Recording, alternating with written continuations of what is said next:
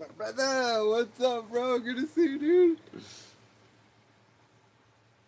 Yeah, NITROGANG Monday night. Yeah. There you are. Ah, I see you. What's up, bro? Hey, Northeast Mods, what's up, bro? Good to see you, man. Good to see you guys. Thanks for showing up, man. You have to pardon me. It's kind of hot in here. This is my air conditioning.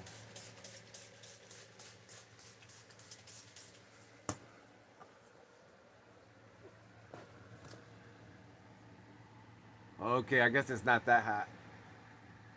Yeah, attending an A-scale retirement party, exactly. Yeah. Yeah, I was just thinking, man, it's time to retire the 8-scale beasts. That's the Kyosho GT2. Oh yeah, this is the engine over here. Aloma. I'll have to, uh, I'll have to drive it one more time. I'm thinking about maybe selling one and buy more 10 scale models. Hell yeah, bro. That's what I'm thinking about too. Because, you know, I've got my favorite car, which is that one up there. It's the Edom. And this was my second favorite, but my least favorite 10 scale car. That's the V1 Triple R. I've got the other one here. This is the V1R. It's been a while.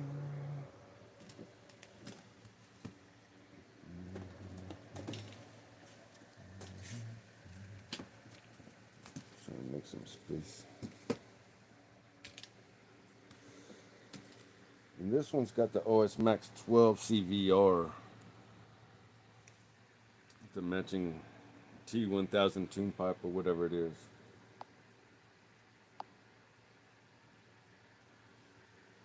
Anyway, I've only driven that one a few times. I just finished breaking in. And same way with that one there. But this one was my favorite because it was just by far like superior to the other two Kyoshos. You got a few little toys. I know it, man. Thank you, homie. I know I got to get rid of some, man. It's too much, you know. I got to, because these, in my opinion, the A-scale cars, they're just gas guzzlers. I mean, they're a lot of fun. I really enjoy them. Don't get me wrong.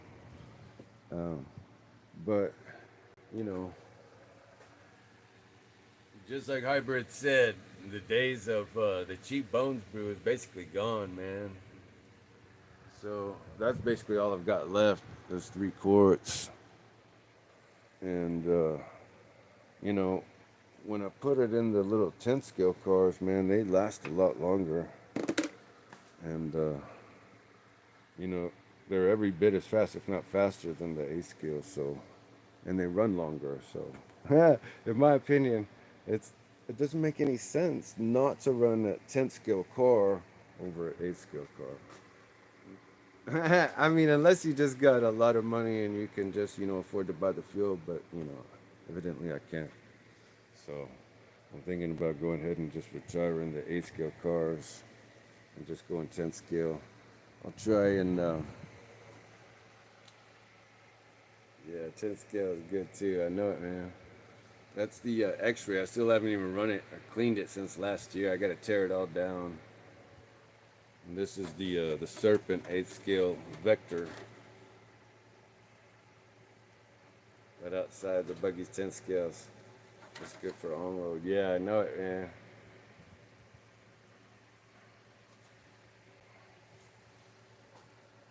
So I still want to try the Serpent Vector. I'll just, you know, keep that for nostalgia purposes. But this one here is the Edom. This one is my favorite. Yeah, the Serpent, man. I know it. This is the Edom. This one's my favorite. It's got a Wasp, Team Orion Wasp engine in there.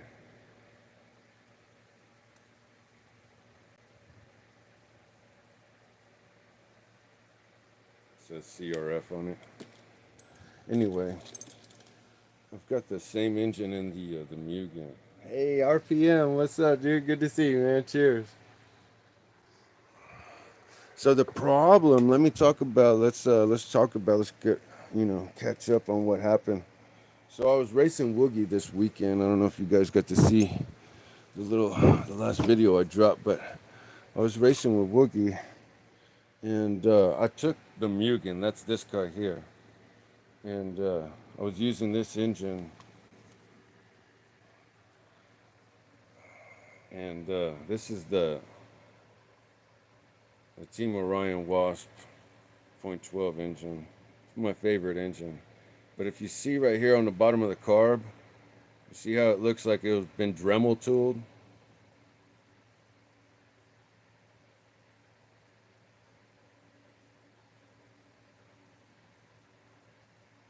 Hey Grizzly, what's up, dude? Good to see you, man. Cheers. Yeah, so I was just showing everybody the engine that I ran. Oh, really? Not these mods? You got one of those Wasp engines? They're sick, dude. They're my favorite. So, these are my new favorite engines, these CRF Wasp engines. Yeah, exactly. Yeah, Hybrid sees that. See how it's all chamfered? And the problem was that it was rubbing against that disc brake right there. And you see, when that thing was spinning, it was just gouging out the carburetor right there. See, because it sits in there like this.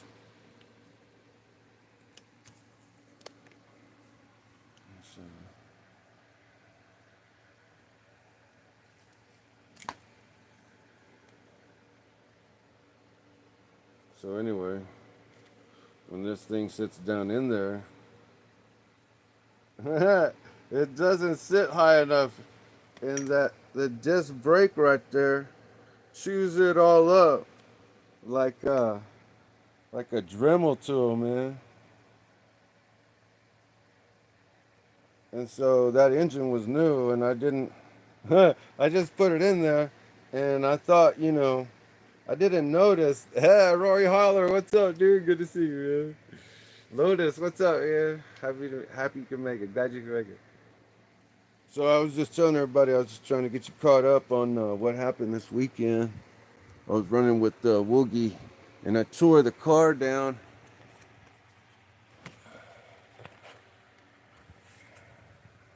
I tore the car down after the run because the car was like, it wouldn't roll anymore. And I just thought the bearings had locked up or whatever. I was like, okay, yeah, no big deal. I'll tear it all down, rebuild it, whatever, you know. And yeah, sure enough, all the bearings had locked up, so I had to tear it all down and clean it all back up. That's why it's all clean right now. You can't. I mean, you would have never known, but down in there would have been just tons and tons of just black grime and road grime.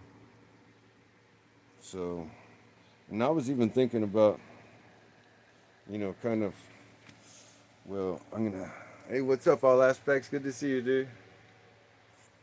I need to put like some kind of like metal plate on the bottom right here. I got like some metal flashing, and I need to cover the bottom because what's happening is all that road grime and stuff gets kicked up in here, and it's destroying all the pulleys and all the it clogs up all the bearings and stuff. What you been putting salt water in your bearings? Dude, it's bad, man. So I was only able to run for like maybe 30 minutes, 20, 30 minutes or whatever before the car, all the bearings and stuff locked up. And I mean, it was bad, dude. So I'm not sure if I'm going to be able to run these belt-driven cars. I was thinking I might have to retire these two and get something like FW06, where it's got like the shaft drive, just like the other Kyosho, where it's got the shaft drive and a differential or whatever. Anyway, I'm going to have to figure that out because apparently these shaft drive buggies, they do a lot better out there and they don't accumulate all that road grime like these little 10 scale cars. But yeah, man, these little bearings and stuff, dude, they're so close to the ground. All of this stuff down in there, dude, you would not believe it. Oh, you can't see it, but all inside there, like look at that. It's like so close to the ground, dude. Right inside there, it gets all clogged up with all this like black oil and grit and grime and grease and you know what I'm saying? I mean, it gets everywhere. Anywhere there's I mean, any kind of moving part, anyway, it destroys all bearings. But thankfully, I managed to clean them up. What I did was I brought it home and then I took some degreaser and I just sprayed the whole car down with the degreaser. And then I let it sit like this so it would drain off because I don't have a compressor. And anyway, after about 5-10 minutes, I came and I hit it with, what do you call it? Like this stuff here.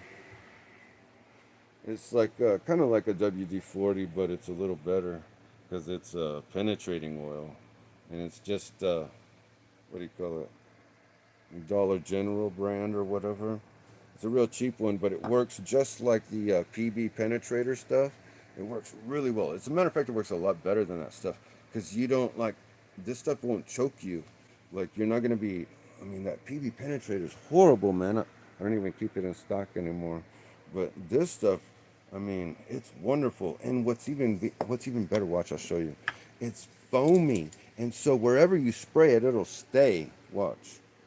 So we're gonna spray like right in there. Watch. Oops. I missed. Look, I sprayed the tires. You see how it got all foamy? Yeah, so anyway, that foam is a lot better, man, because it sticks to whatever you want. It doesn't just like, it's like an oil and just run over. Yo, peanut butter blaster. Yeah, exactly. Yeah, exactly. Yeah, man, that stuff smells horrible, man. You got to do that stuff outside and then give it time to air out and everything else. And I mean, this stuff works just as good, if not better. And I got this from the Dollar General. It's their little cheap, like, whatever they carry. But it works just, honestly, I can't believe it actually works better than the PB penetrator. You spray it on your rusty, like, exhaust bolts when you're taking off your converter or whatever else, dude. That stuff will work great, man. It works better than the PB penetrator. I couldn't believe it, man. And anything that's frozen or whatever on your little cars, you spray it on there. Like all the rust and everything. Anyway, so what I wanted to show you was that this disc brake right here was so big that it was actually hitting the engine. You see that? And so, yeah, it was hitting the carburetor and rubbing right there. And I'm thankful I took the thing apart. Otherwise, I don't know how bad the damage could have got. But anyway, this is my new favorite engine, this CRF. And I'm looking to get more. But I want to get the .21 because they make a .21 version of this. They made an on-road and an off-road. I'm looking to try and build an on-road version for the X-Ray, and it'll basically only just be a track car. But the track's about 45 minutes to an hour from me, and I might have to do that with just this car as well. Just turn them into track cars because they're just picking up too much road grime and grit and everything else. So I might need to look into getting like a FW6 or something else, like a RTR kind of a platform or something. And then I definitely want to, retire my 8-scale buggies and, use that money for some smaller 10-scale stuff. But I want to get a really nice, 10th scale, but I don't know which one. At first I was thinking I was going to get the X-Ray, the NT1 or whatever. But, after driving them on the street like this, these belt-driven cars, they're really bad about, getting just road grime and stuff in there, because you can see. Now, let me turn on this other light.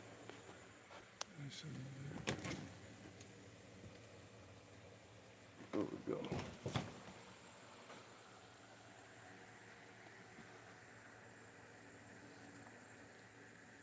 So this is the front, and you can see how big the opening is there. And then on the back, it's also got another opening. And look, if you see, there's like a groove in the belt right there. And those are from like little pebbles, and they get like stuck, like right up in there, and then even back in here. And you just can't get them out. You have to take it all apart. But thankfully, you just take out like all these little screws right here, and the whole back will come off, you know. But the thing that sucks is like the engine won't come out easily. Like, look at this, watch. There's no getting it in there, no matter what you do. Like, because there's not enough space, you know. So in my opinion, it just wasn't engineered very well. A Vortec catches rocks in the belts too. Yeah, exactly, man. So in order to get the engine in there, you basically have to take off the top plate, and then you have to take off this little plastic piece here. You got to take that off, and it goes to the other side and makes like a little horseshoe, just like this thing. But anyway, you got to take all that off, and then this thing just to get the engine in, which is really bad, because when you're racing and stuff, you don't have time for all that stuff. When you need to swap out an engine or whatever else, or you need to adjust your clutch. And so I was thinking, man, you know, like I really need a good platform, you know, because I'd love to, you know, start racing. But the Edom is a lot better and a lot easier. But the problem is there's just no parts for it, you know. So anyway, I wanted to see if you guys had any ideas. Something I could run. And I'd be happy even with just the FW06 like RTR, and then put like a nice engine in there and tune pipe. And this as long as I could run it on the street, you know, because 99% of the time I run on the street, you know. Maybe 1 out of 100 days I might, you know, if I'm lucky, go to the track, and, you know, we'll do a live stream from there. That'll be awesome, man. We got a badass track around here. It's about an hour away. It's called In Control Raceway. I'll have to show you some videos and stuff, man. They had the national 10 scale touring car championship out there last year. Pico Integra. Yeah, all aspects. He's got that Pico Integra. It's basically identical to the Serpent Vector. That's this one here. Yeah, I should take that one out there too.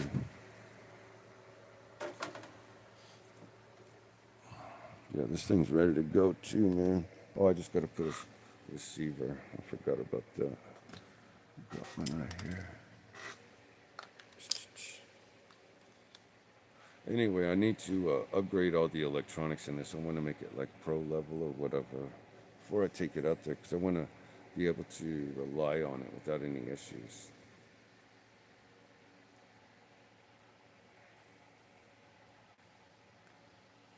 Yeah, good to see you, Grizzly. Not a problem, man. Glad you could make it, homie. Yeah. So this is the Serpent Vector. It's got the Novarossi 51010. This is a 3-chamber on-road pipe. I think it's like a 410, 16 short conical header. It's got a GMAR modified Novarossi P5 XLT.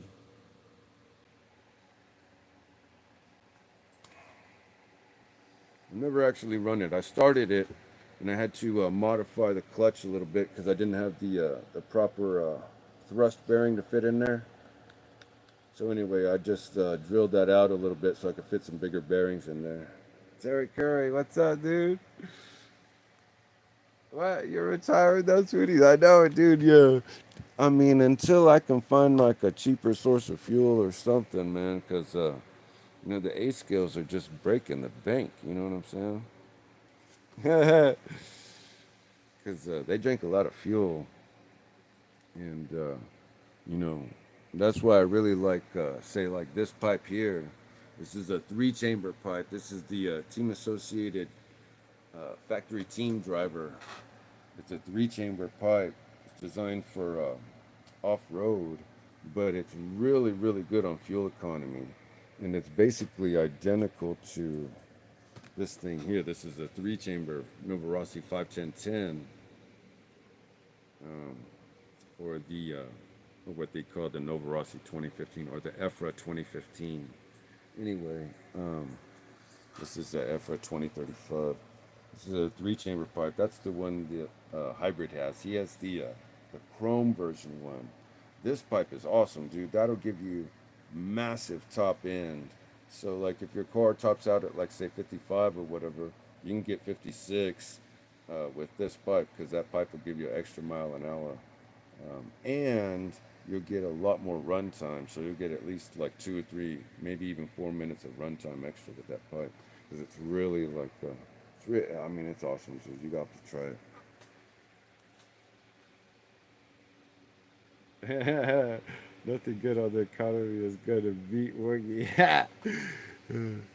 Yeah, you would think about that, but I mean, this thing here, man, this Team Orion, man, Woogie, we were racing, and yeah, dude, we were racing, right? And Turk Cook, bro, you can't retire any Nitro, I know. Well, I'm just gonna have to retire for a little bit until I can stock up on some fuel or something. You know what I'm saying? Just put them on the back burner or something. Um, but yeah, so Woogie, he was talking smack, right? Because he was leading in the race and stuff, right?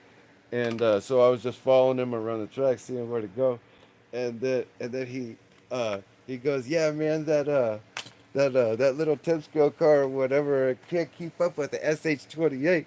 And all of a sudden, man, I gave it the beans, dude, and my car goes whoosh right past his car, like on the straight. And all of a sudden, he stopped laughing. I was like, yeah, man, yeah. So these cars, man, I mean, they're fast, dude. Like, Texas, have you been wrenching, or have you seen the crankshaft on the Wasp? Yeah, man, the crankshaft on the Wasp is sick, dude. I did a video on it, man. When I first got it, I got two of these engines. This one, and then the Edom up there. That one there. And so anyway, this one's also brand new. I just started. I just finished breaking it in. Anyway, yeah, dude, I tore the engine down when I first got it because I wanted to see, and that's what made me sold me on the whole thing, because I really like new technology and stuff like that, and it's just phenomenal the design of it, how the crank is and stuff, and yeah, so um, it's really really cool, man. I love the design of it, man.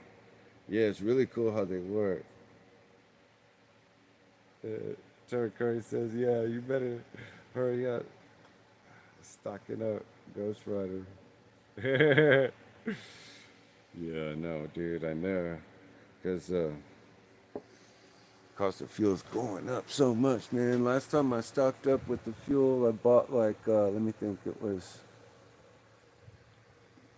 12 quarts and then like 8 quarts, and then I bought another 4 gallons.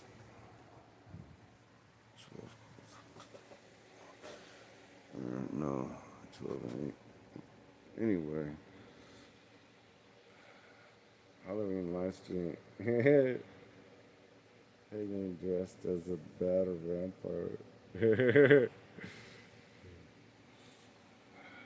What are you talking about, Lotus?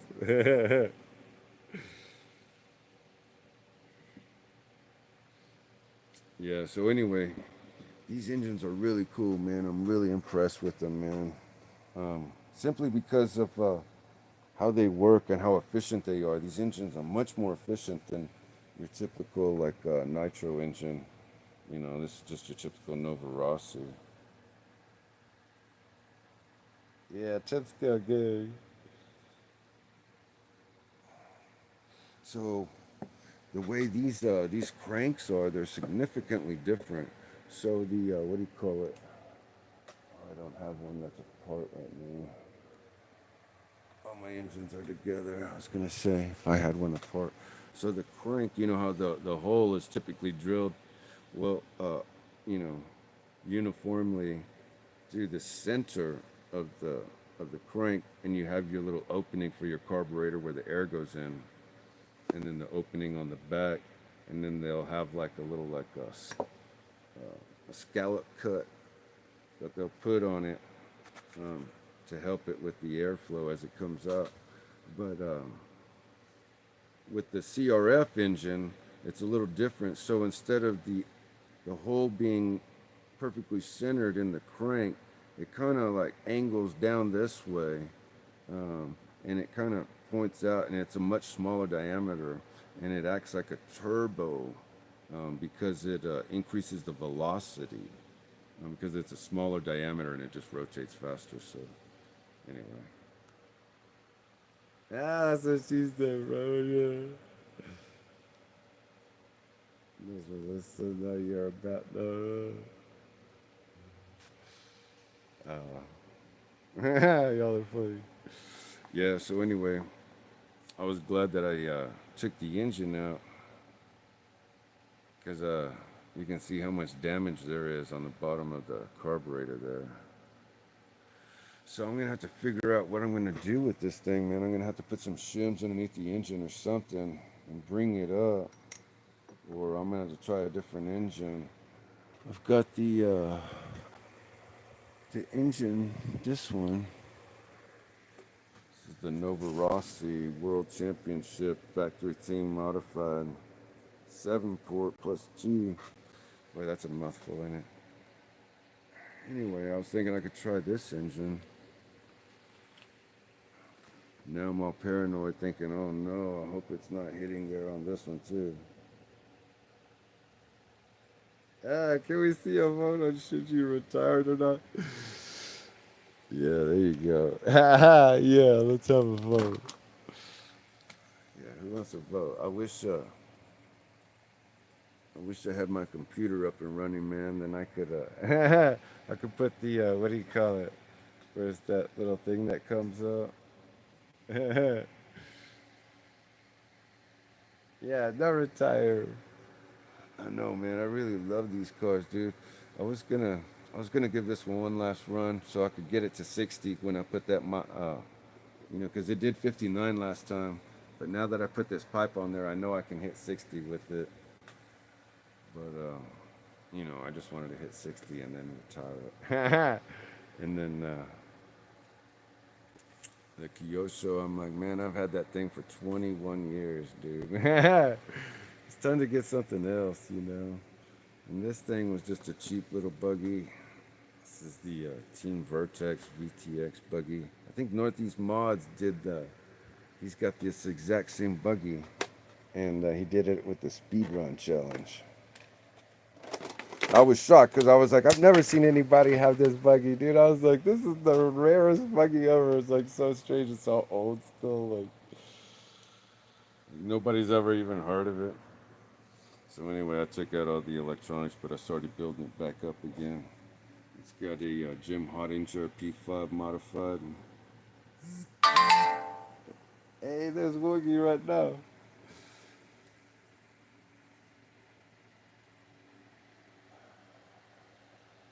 Final MT went run, but Woogie can run over him. Might run out. Might run Woogie. Outrun Woogie.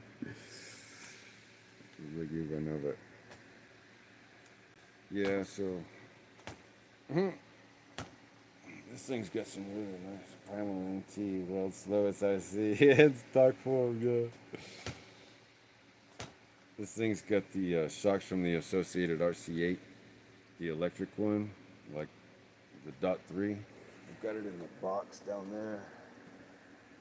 It's basically the same one as this one. This is the RC8 dot 3 Nitro version, but I've got the electric version too. It's in the box. Anyway, I just took the shocks off of it and I put it on this one. I was thinking about converting the electric one to nitro. As a matter of fact. Yeah, and special shout out to JP, man, for hooking me up with the buggy. It hasn't gotten here yet, but he already sent it. It's a Offna Hyper 7. So anyway, gotta be getting here soon. And I was thinking I'll put like a high-speed gear in there, like the 40 tooth, like I did with the Associated in the 17. And then I'll send it a few times with the stock engine, see if we can get it 55 or so. Hopefully we can get it close to 60, you know, with that stock engine. I'll be stoked, you know. But anyway, that's what I plan on doing with that. I was thinking it'd be fun to try and put a 2-speed in there. As a matter of fact, I've already got one. Where is it? I was building one last night. Oh, here it is.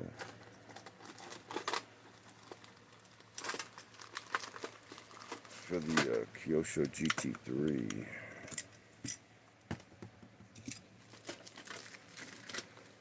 It's got metal gears on it too. Yeah, this is it right here. I've got the top plate and everything else in there. It's got the high-speed gear. It's got the 40 tooth. It's a metal spur gear.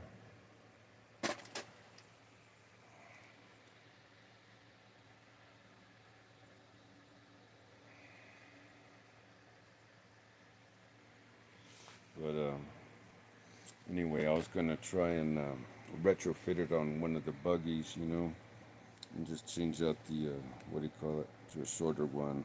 Might have to change out the what's it called, to a shorter one. That's basically what I did to that one over there. This was initially Kyosho MP 7.5, and I had to drill out the chassis hardcore to get it to work with the GT, the GT2. So there was, you know, 2 holes back here, and then I had to drill 2 more, and I just put some big old fender washers instead of countersinking them, you know. And then I had to drill out the chassis to move the engine forward. It was a big pain in the butt. So I'm gonna replace the chassis on this one. I'll put in a new one. But after I do that, then I'll probably, you know, I don't know, maybe I'll retire it before that. But that was one of the projects I wanted to do. But I really want to try and find a 10 scale car I'm happy with, man. I just haven't found one. This car is a pain in the butt to work on. Yeah, I cut it out. Yeah. Yeah, I know. Yeah, I don't care at all, man. I'll cut them all up. I cut up the chassis all the time, you know, to get stuff to fit, you know. I'm just like, well, that's the way it is. But anyway, I'm trying to find a new vehicle. Hey, what's up, Ranks? Good to see you, man. Trying to find a new vehicle I could be happy with, a new 10 scale touring car. This one was like the most difficult one to work on. This is the Kyosho V1 Triple R. I think I ran it once. It was so difficult to work on this car, man. Like that little thing right there. It's like the little steering arm. You see, they had to cut out the chassis right there to get it to fit.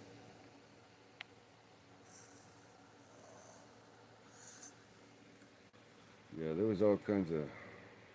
And so anyway, trying to fit that thing on, so you have to, when you take off the top plate, you have to fit your screwdriver through that little hole right there and try and take off.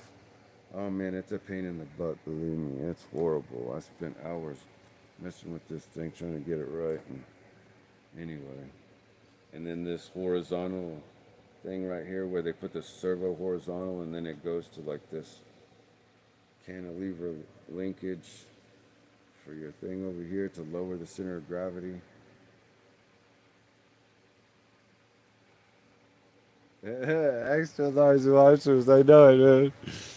Yeah, because I had to drill out the chassis real big because I didn't get it right because I didn't measure it right. I just kind of eyeballed it.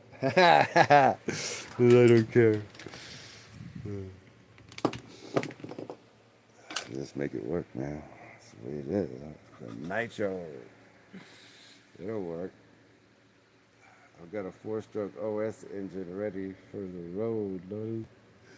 Hell yeah, man. Yeah, so this is the Team Vertex. It's got a top, Nova Rossi top. That's a 9853. Yeah, I love the fact you use drywall screws. Yeah, exactly.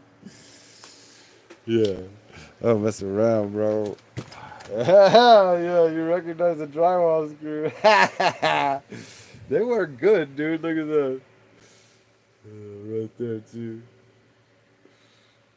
And then I even put them like in the bumper right here. I use like 2 3/4 inches because they go back, through all this and then into the shock or whatever, and then they go even further back into the bulkhead and stuff.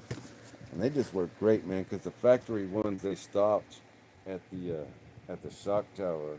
Yeah, yeah, but those long ones, I put like 3 inches in there. They go and they follow like the length of the what do you call it? Like the center differential. You know how it has like that little bulkhead.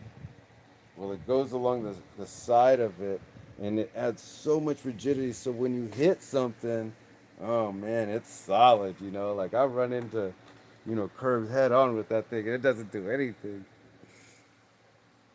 Let's see the startup short notice. I hope it doesn't see. Ah, funny.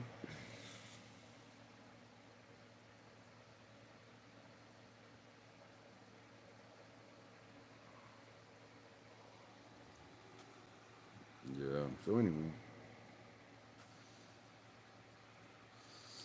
I still gotta clean up the X-ray.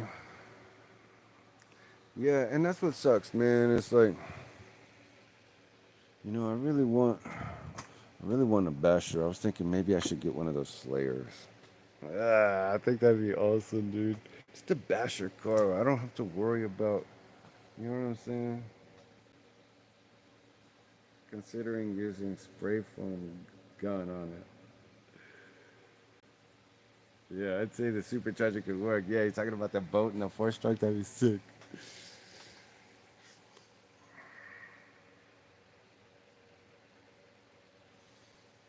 So anyway, this engine, I just finished breaking it in. I ran it like once. I just really wasn't impressed with it. I think I overheated it or something. I'm not sure. Let me see if it's still got decent pinch, not bad. But OG, what's up, dude? Good to see you. Man, I gotta get something to drink. Man. Let me go get a rum and coke, man, because I am dying over here, guys. Too busy talking. What's funny is I'm always talking about, well, to myself, about how I watch all these like YouTube channels and history and all this stuff and archaeology, and it's like they're just constantly spitting out as fast, information as fast as possible, and it's hard to keep up, and I'm like, man, stop talking, all the time. And now here I am just doing nothing but talking.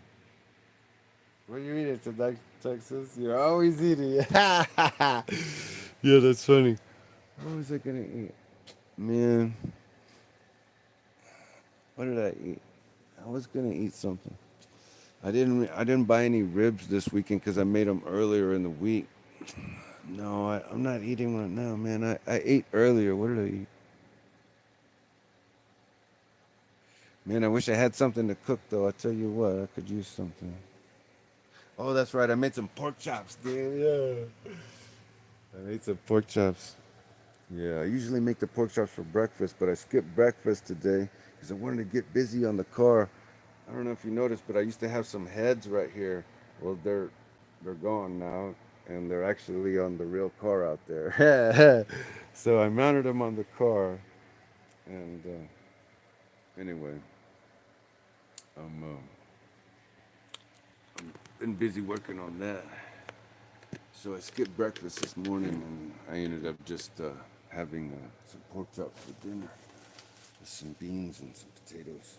Anyway, let me go get some ice for my drink, man. Yeah, better stack, yeah, before the coke and the rum. I know. I usually have like some dried nuts, mixed nuts and stuff I snack on and shit. Let me go get a.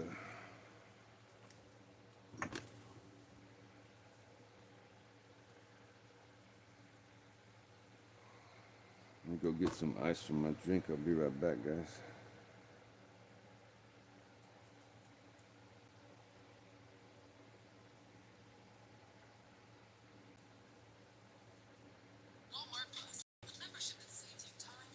Appreciate you guys hanging out with me, man.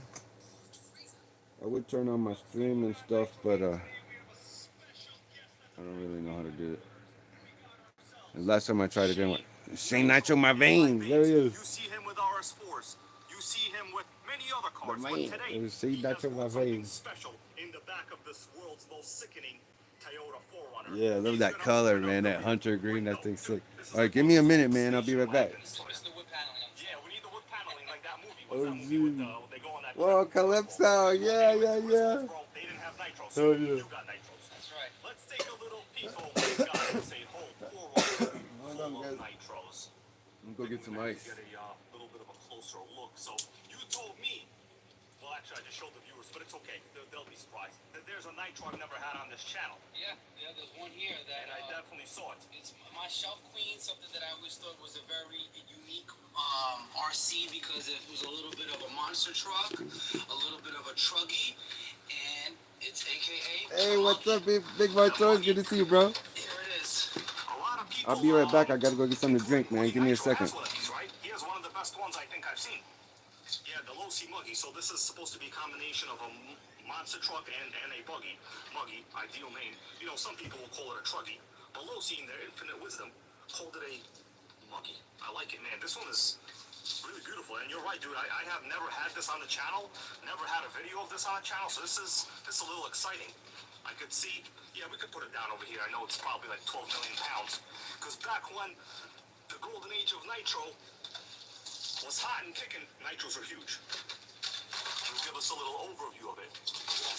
Stock everything. Didn't do any upgrades or anything to it. Just swapped out the springs on it for the shocks, and it's been kind of my little shelf queen. Really, don't really run it too much because it's not the easiest thing to find parts and repair, so we don't bash on it.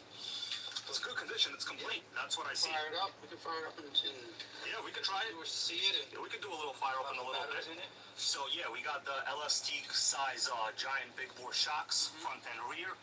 I can see the chassis, of course, has been modified from the LST. The LST's a little different. We got a single speed. We have ourselves a center diff. Kind of, I would say this is a very similar layout to like a regular buggy. Oh, I used to have that So engine. we have the famous. These are smaller than the LST. The shorter That stroke, right? 427 engine. I could see the famous aluminum differential. I used to have that engine. I just sold it. Man, no nitro ever since ever had. It just had a whole bunch of torque. Or is it steel? It might be steel. It was And aluminum. Yeah. Easy. Well, we know Stump it's not full of. plastic. That's No, fine. That's definitely fine. not. Got an original JR servo I upgraded. like high engines that have servo. real high We got the RPM. Mach engine. This is the same thing that they use on the Big Red. Oh, yeah. I was really impressed with that engine. I polished it all up and everything. I sold it to somebody like up in New York or New Jersey for like $100 on eBay.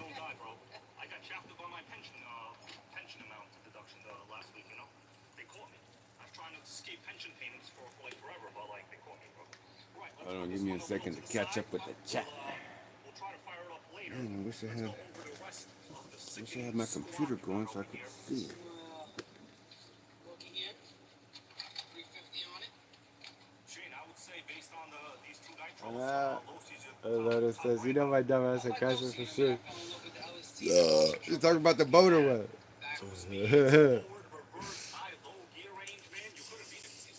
Was the one thing where Seen I that's on my traveled with the veins. ROMs, Awesome. LST, Big Revo BT. were always the What'd top you two do, big in that motor? monster truck. You break something in? And I just I Those love were the the passion of it. golden days of Nitro, man. Yeah, I mean, those, Sickening. I love them. You know, I mean, I still love them, and this is why I kind of like inherited Yeah. what, you know, And dude, 6, 7 of them. we were gonna go to the RC track Yeah, today, that's but like good, there's man. rain Cheers. and stuff, like giant tree in the back, unrelated to that comment, but guys, giant tree, I gotta trim it. Dude, when I bought this tree at Home Depot, it was like 4 feet tall. It's all the way to the top. Sickening. All right, Oh, let's wow. take a look. We got ourselves the losi buggy. You got a big ass gas This boat. must be one of their older models. Obviously not the ready to run model. No, All right, I can see it's got nice upgrades here. Really beefy shock towers. Yeah, those gas boats are 250 intense, engine over man. here. I don't think I've ever seen the 350. Usually these are like the 427. yeah, that's what drew me to this purchase. That's was the interesting right engine, here. because I was like, wow, I haven't got my hands on one of those. I've seen them in some LSTs, and I was like, wow. I didn't Hey, higher velocity. What's up, brother? Good to see you, man. Cheers. When I went to the RC track a couple times, when I did own Ah, I the see you. I see you. What's up? that was legit the only buggy people ever looked at. Like bystanders that weren't like RC fans. They were like, "What is that? What is that?" I'm just having a rum and coke. Viewers love the losi buggies. Nice clean, and I like this. I see we got a non-full-star engine. How's the combustion? That's the Serpent Vector. This combustion is Beyonce. What do you think about that? it's there, and it's ready to go. Oh yeah, I see that. Nice and dusty. I just have to Why don't you just put the losi on the Lincoln LSV8 I just have to put the receiver in it and it's good to go, man. The engine's good to roll. Clutch and everything else good to go. It's got fuel line on it. I'm just kind of checking to start it and drive it. Ha ha ha. Anyway, I'll be starting that one next. I gotta put that body on. I see you holding some gold in your hands there, man. What I was thinking, We got a twin oh, pair look at that. of RS4s. Oh, The man. Nitro that, like, I keep telling HPI to bring back, and in fact, many others have. Those are posted, some like, beautiful in their cars Instagram right there, posts, man. people saying, bring it back. I think that's because, like, that Yeah, one I was video, thinking I like, might so even let's see like what me we an got. I think we'll try RS4, to like the fire, 3, the maybe Evo, one of the these last up. one with the We got shaft the drive. Porsche body, arguably one of the best. yeah, everybody And also say, the yeah, M3 say body, not to one my of the best, vein. Oh, look at that car. That's HPI beautiful. and like scaled bodies. I think that's what brought many people into the hobby, right? Oh, And, I used to have late that body 90s, too, 2000s. dude. That one right there, that Porsche. Yeah, exactly. And you know Higher what else? The 10 velocity. scale What's up, bro? platform, Good to see you, it man. seems to be Cheers. the perfect proportion for a properly sized body.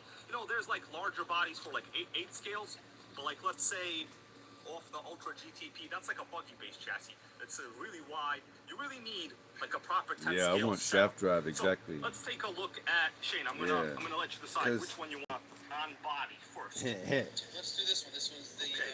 The purple gang. Let's do has it. the matching aluminum to the body with all Yeah, the that's the purple. American I call flag. this That's your Thanos American edition. flag. Oh, Oh, yeah. man, look at that This car. is, it's paying homage to the HPI purple gang. God. Man, sickening. Top of the line upgrades. Hey, what's We got up, a lot of Corey? Good to upgrades. see you, We bro. have carbon Cheers. fiber, rear shock tower, and that is like woven carbon fiber. Drinking some rum and Pretty coke, high-end man. stuff.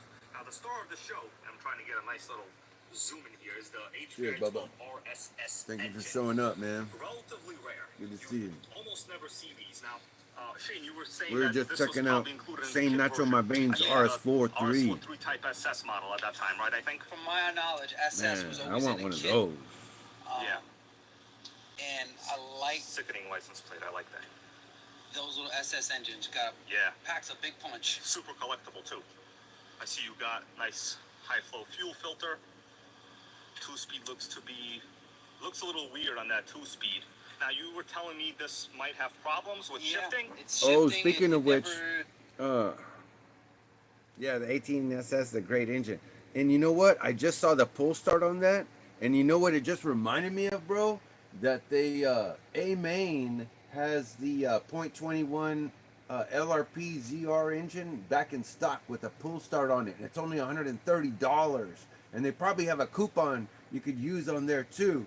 So anyway, I just wanted to throw that out there. Um, you know, not that I have a link for your thing, but man, I saw it on there. I was like, man, that's such a good deal. $130 for a .21 with a full start LRP. Boom. You can put it in probably just about anything. Yeah, 130 bucks. That's a great price, man.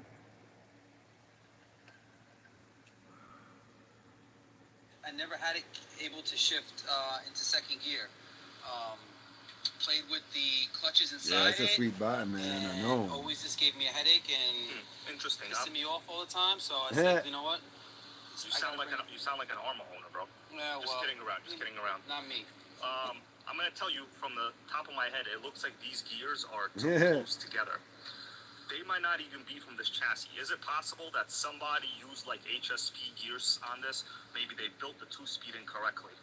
Because if this was a kit, it would have had to have Yeah, been built. yeah, No, exactly. this engine was not originally in this car. Oh, so the engine, but Yeah, like that themselves were- some badass Nitro Gang party and stuff, man. Maybe they forgot That's what I like, man. That's what I wish I could do, man. Like have a bunch of friends over and barbecue and stuff. You know what I'm saying?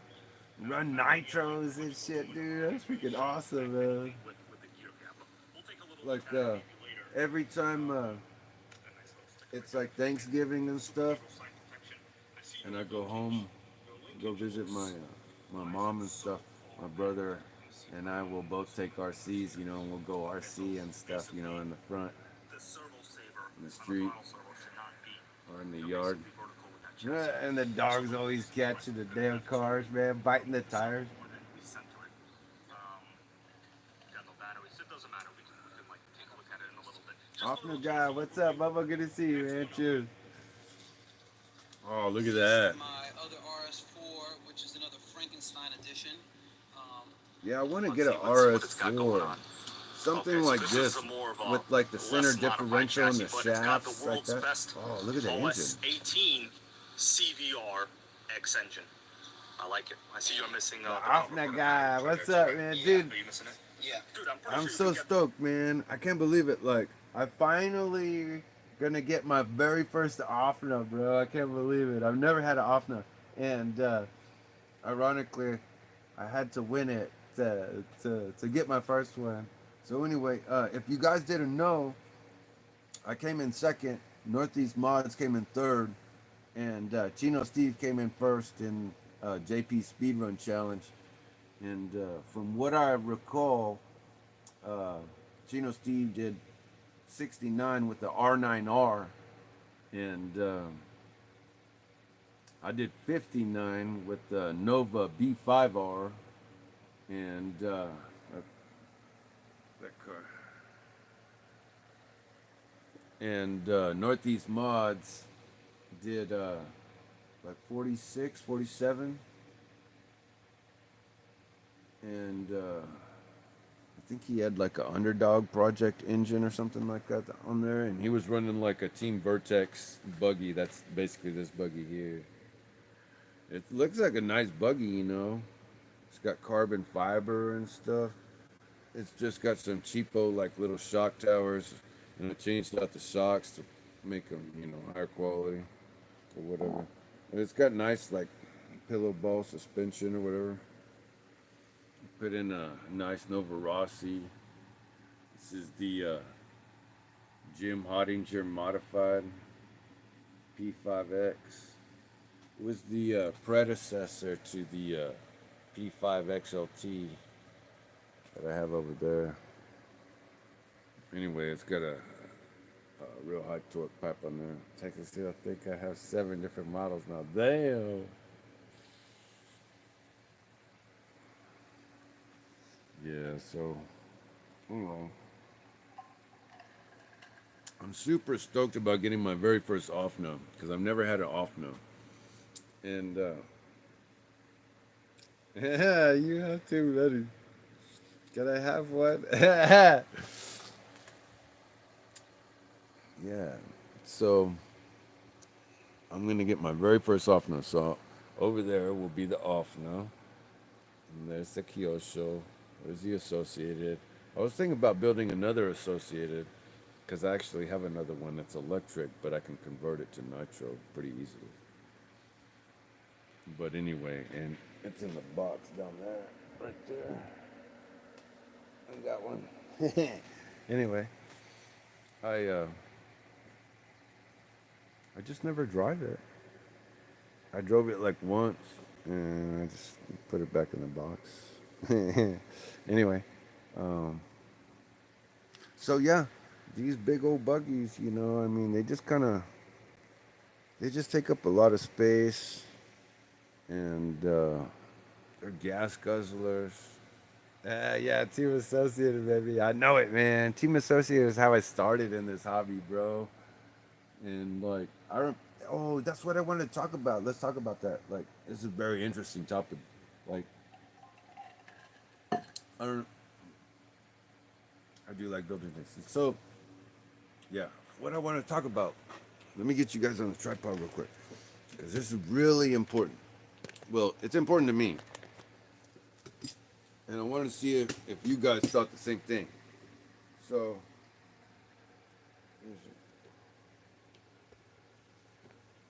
what I thought was like, look at the camera there, over there. I see you. Okay. All right, yeah. Yeah, I think the only thing I didn't like on the Vertex was the towers. Yeah, exactly, dude. Oh, that's so cool. It's the same thing with the GS Storm. Oh, wow. I found where I could get thicker machine ones. Oh, wow. Dude, you'll have to hook me up with that, dude, because I need some badass shock tech. Okay, so anyway, let me look at the camera over here instead of over here. You know what? I also like to, pick a bone with people. When they talk to the camera or whatever, like if you'll notice, they're always like looking at the camera to see how they look. And you don't ever want to do that. You want to look directly in the camera. You know what I'm saying? So that way it looks like you're looking at your audience. You know what I'm saying? And you're not like looking at yourself over here. You know what I'm saying? Because that's like real vain or whatever. You know what I'm saying? Anyway, so what I want to talk about was like, uh, is Nitro dead and is Nitro dying and why is Nitro dying? So the main thing, and this is my opinion, the reason Nitro is dying, and just stick with me here, is because of Traxxas, right? Is yours a Vertex? Yeah, mine's a Vertex. So can you believe the reason that Nitro is dying is because of Traxxas? If I did a video, you would say, "What? That doesn't make any sense." Traxxas is the only one who's like still promoting and making nitro, vehicles and so forth, right? Well, okay, so back in the day, okay, so here's what happened. Yeah. Nitro is done. Yeah. So exactly, listen. This is what happened. Let me tell you exactly what happened because I was there. I was there when it happened. Listen, okay. This is like a little history lesson. Okay, I'm fucking old. Sorry. I'm 50 years old, guys. Anyway, this is what happened. Traxxas came around, okay? Traxxas came around, and Team Associated was the big boy on the block before them, right? They had the RC10. Now they got the RC8 or whatever else. But Team Associated was the big boy. And, like, it was Team Associated and Tamiya. Now, that was it. And what happened was Traxxas came around and they started offering these ready to run kits, and they started flying off the shelves, right? And what happened was that people didn't want to spend the time building the kit anymore, so they would buy the little ready to run kit 10 times over versus like a kit, because if you saw it in the box and you were like, oh no, now I have to build it. Well, how long is that gonna take it?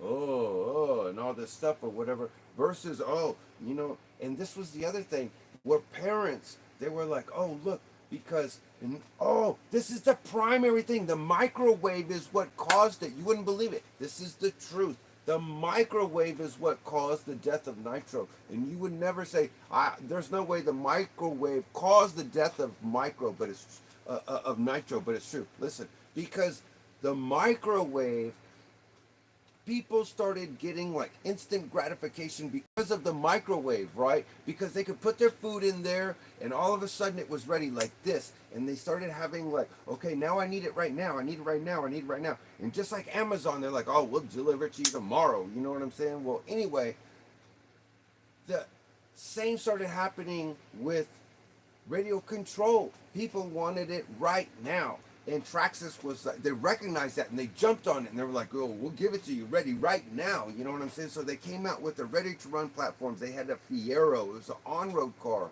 And I mean, I was just like, I was stoked. I didn't want to admit it, man. I had my RC10, but then like they had that little Fiero and that car looked cool, man. You know what I'm talking about? Oh, man. Take their ready run to the track and then get whooped. Yeah. And then they realize what they bought. It was just shit. Yeah. Yeah, but that's the thing. Like, the vast majority of people that were going to the track all of the sudden started changing to having like T-Maxes and you know what I'm saying? Like there was Traxxas products, you know? And it was like, well, wait a minute, like, but then they realized like there was two classes, so to speak, where there was the hardcore, like old school guys like me who were like diehard, like associated, and will never like buy anything that's ready to run. And so we were pissed at Traxxas because they ruined it for like the real racers, so to speak, where like it was all about the hobby. It was all about wrenching and learning your car, and then they come in and they changed it all, and then we're gonna just build it all for you. And like now it's like almost like a Tyco car where you just go buy it at Toys R Us or something. You know what I'm saying? I mean it ruined everything because everybody just wanted that instant gratification, just like they got from the microwave. And it was the microwave that caused it all. And so people were like, I want it right now. And they want the ready to run. And that's what they do with the nitros too. They do the same thing with the electric because they don't want to have to like tinker with all this and all that. Let me just plug it in. I want to drive it. I want to go fast. I want to see how fast it's going to go. That's what they want to know. Those three things, those three words. How fast is it going to go? 6 words. Okay, sorry. How fast is it going to go? That's all they want to know. Today it looks like it's a buggy race. Yeah, for Nitro. Yeah, exactly, bro. Yeah. I fully understand. Yeah. Probably microwaved out our brains. Yeah, exactly, bro. Man, I'm on a rant, bro. I'm on a rant. What do you think about that, dude? I mean, this is insane. I've been wanting to talk about this for a while, dude. This is like NITROGANG live, dude. I wanted to start a magazine and stuff, you know, and like we got stuff to talk about, man. Like, you know. But like, I realized that there's just too much to say. I don't have time to just sit there and write an editorial and a little like, you know, I got a lot more to say. I could write, you know, I mean, it's just crazy. Yeah, like NASCAR with cool bodies in the 80s. It's not all just the same body. Yeah. Often guy says, yeah, I totally understand. I'm dealing with mine. I stay off social media because I really get easy. Yeah. Really get a lot of hate, negativity. That's horrible. Everyone at the Oval I raced in San Jados. Yeah, I ran Jados. I ran the losi NT. Yeah, with the Drake Triple X NT chassis. Hell yeah. See, and that was the thing, because you had different classes, right? Where they called like an open class, right? Where people, they just brought their RCs and they wanted to race. And then they had the other cars that were like the diehard racers, where they had their like A-scale GT cars, and they were like, oh no, we race A-scale on-road GT. You know what I'm saying? And that's our Nitro 8 scale class. You know what I'm saying? And it can only be 0.21 or whatever, you know. And then they had the 10 scale electric. And I mean, this went on every Sunday at like our local Tower Hobbies. Did y'all do that too, man? Like, I used to go every Sunday. And that's how I found out about Nitro, because that was so exciting. You know, there was like it was a Fry's Super Center in the parking lot of the Tower Hobbies, or no, Hobbytown. And so anyway, I was going to the Fry's because I was building a computer and I was buying parts to build a computer. And so they were racing the little cars and I could hear them. And I went over there and I was like, oh my God, what is that? I was just immediately like hooked, like my adrenaline was racing. And I was like, I gotta have that. And the dude told me, he said, it's a Kyosho GT car. And I said, what? It says, yeah, Kyosho GT. I never heard of it. And so anyway, it stuck with me. And then I went home, I looked on the computer, and like I went on eBay and I found a Kyosho GT, and it was that one, bro. Oh, yeah. Sorry, I had a client contact me. Man, I'm so excited, man. I have so much to say, man. My girlfriend, she gets tired of me talking. Yeah, Tower Hobbies is Armin City. Yo, just Joe, what's up, bro? Good to see you, man. Right there. See you. Ah, man, look at this, dude. I shined up this pipe right here. Not that you can tell. I took some of that, like, oh, look at that. It says RB Concepts X15. Look at that. You can see it, find it good. That's like laser etching in there. 2502.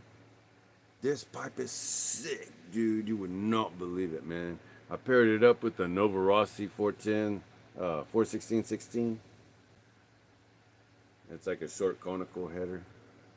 Anyway, it's got that Wasp engine. This combination is sick, dude. This engine, I mean, this pipe came with the RB Concepts X15. It came with that engine. And this engine came on the Mugen. It was a special 235 millimeter racing class. It was supposed to be a replacement for the 8 scale pan car class. And so it's a 1/10 scale pan car with like the quick clips. So you can take off, it's like just like the 8 scale, but they're smaller, they're 10 scale. So here, oops. Yeah, here's the two cars. Oh fuck, it's too close, can't see. So you can see the tires are just a little bit smaller. Anyway, it never took off. That class never took off. But anyway, this is the RB Concepts. This is the one the X15 came in. It's a badass car. This Mugen, dude. This one is what turned me on to on-road, like with that X15. But anyway, I've got a .21 in there now. But anyway, man, I'm having so much fun. I really want to drive on-road, but the problem is that those exposed belts and stuff create so many problems, man.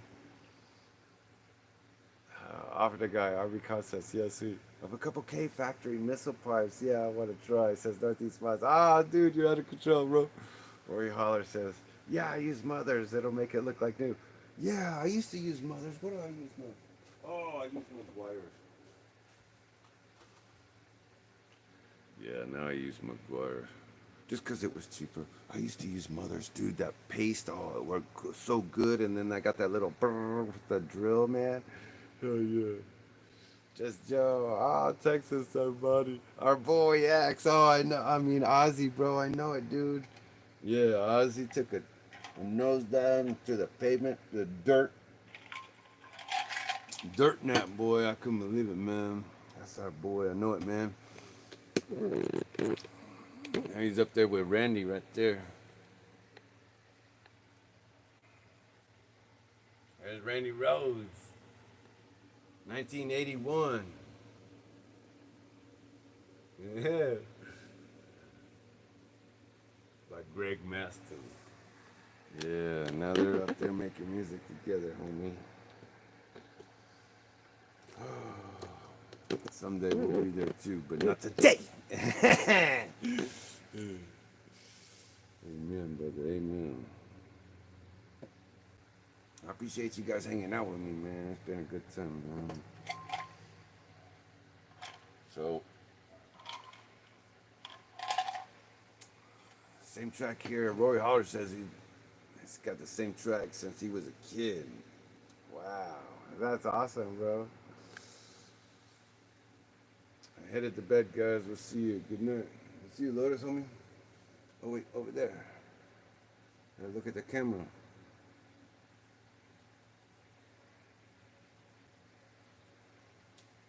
All right. So, yeah. What do y'all think about that, man?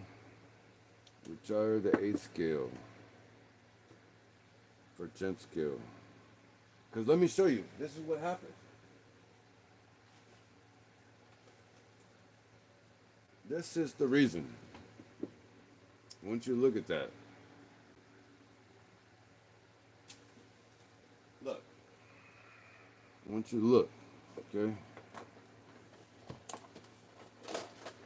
Come on, baby, get out of the way. Got too much crap on my desk. I had to bring in some big old 2x12s because I was working on the heads. Okay, so look close. Look.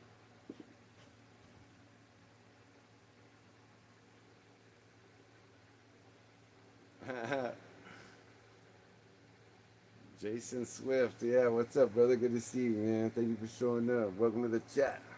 Welcome to the live stream. Oh, wait, over here, sorry.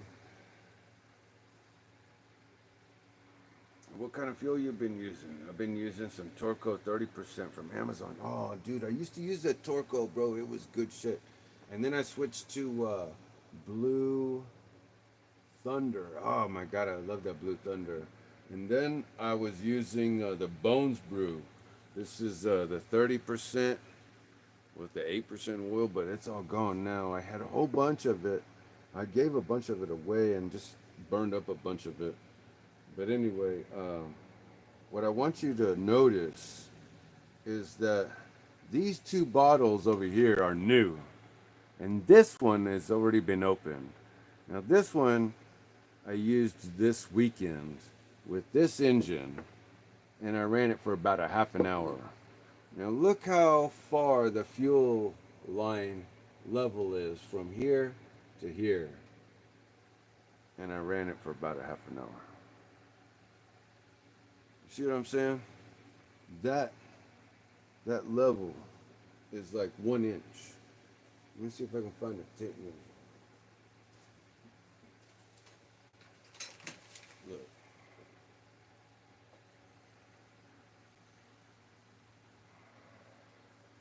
Like I got my architect scale, okay? Look.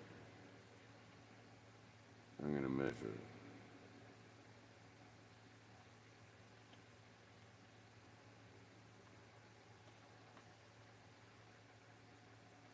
It's 1 inch on the dot exactly.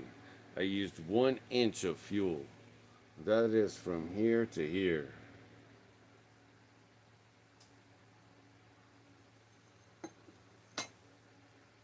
In there.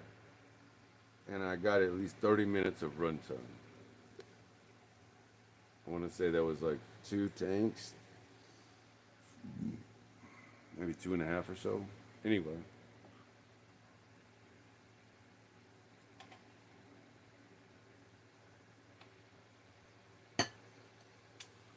What these mods says he's gonna run that Sidewinder 2012 and his older stuff.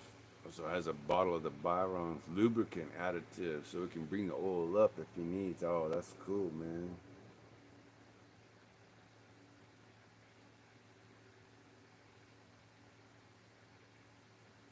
Big Boy Toy is talking about his Baja, how it flamed out. Yeah, it was too rich. Yeah, that happens, man. That happens to me on the break-in. It'll happen. That's not a big deal. That's just perfectly normal. Oh, Blue Thunder's identical to VP. Oh, is that right? Oh man, I love Blue Thunder, dude. I used to, man, I bought 4 gallons of that. Maybe it was 6. I can't remember. Anyway, I bought a whole case of it, and I loved that fuel, dude. And I was just getting back into the hobby, and they had like that one additive from like Ron Pico, or whatever his name was, and it was supposed to like inhibit the engine from overheating, and it would automatically shut it off, um, so keep it from basically killing itself, which kind of helped a lot. And while I was getting back into it, because it had been probably 10 years since I had run my Kyosho, and I forgot basically how to tune. And for the first year last year, man, it took me a while, and I didn't know what I was doing, and I was running lean on the bottom and on the mid and on the top and all this other stuff, you know what I'm saying? And now I look back and I'm like, oh my god, it's hard for me to even watch a video when I hear the engine like, I'm like, I gotta change it immediately. And it's the same way with like all the other people that like put out videos of their Nitro or whatever, and like they got a real lean, like low speed, and the engine's all. I'm like, oh my god, I can't watch this because he's gonna kill it. You know what I said? But anyway, I finally learned how to tune, and it took me to get back into it, and so now, you know, I look back and I'm like thankful that I got back into it, and I just like to say a special shout out to Hybrid for getting me back into it, man, because he was so gung ho about the nitros and stuff, and I had just kind of just hung it up, and I was honestly even there was a trend back then where people were converting their nitros to electric, and so I was even contemplating doing that at the time, but then Hybrid started posting all these videos about like making nitro great again, and you know restoring all these old nitros and stuff. And I saw my old nitro with all this dust on it. I was thinking, oh man, I could do that. Like, man, he's having so much fun and so excited. I was like, dude, I gotta, oh man.